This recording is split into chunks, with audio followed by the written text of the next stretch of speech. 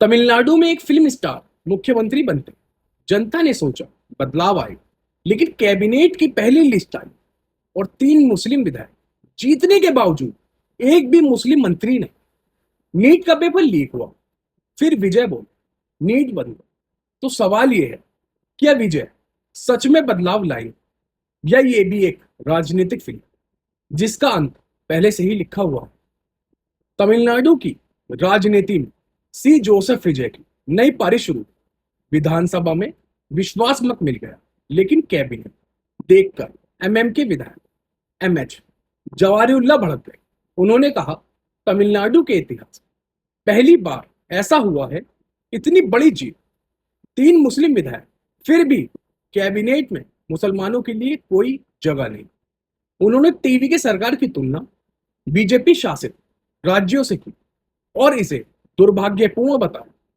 अब सोचिए, जब आप किसी समुदाय के वोट लेते हैं, उनके नेता जीतते हैं और फिर भी उन्हें सत्ता में हिस्सा नहीं मिलता, तो ये लोकतंत्र है या सिर्फ चुनावी गप। अब चलते हैं दूसरे मुद्दे पर।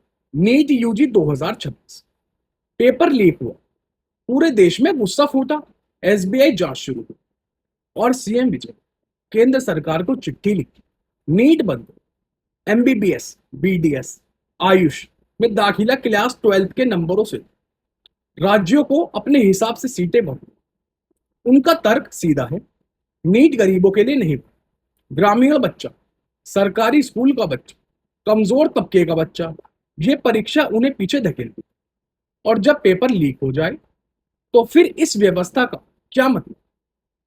लेकिन यहां रुकिए, विजय की मां सही भी हो सकती है, लेकिन सवाल यह भी है कि क्या वो अपने घर में भी उतने ही न्यायप्रिय हैं। बाहर नीट के खिलाफ आवाज उठाना अच्छी बात है, लेकिन अंदर कैबिनेट एक पूरे समुदाय को नजरअंदाज करना, ये कैसा न्याय है। राजनीति में यही होता है, जब तक वोट चाहिए सब याद रहता है, जब कुर्सी मिल जाती है भूलने की बीमारी लग जाती है। तमिलनाडु की जनता ने विजय को एक मौका दिया। नीट पर उनकी लड़ाई देश के लाखों बच्चों की लड़ाई, इसे आगे बढ़ना चाहिए। लेकिन जो समुदाय पीछे छूट गए, उनका सवाल भी जायज है। असली नेता वो होता है जो सिर्फ दुश्मन के सामने नहीं, अपनों के सामने भी सच में। देखते हैं विजय की नई पारी फिल्मी होगी या हकीकत।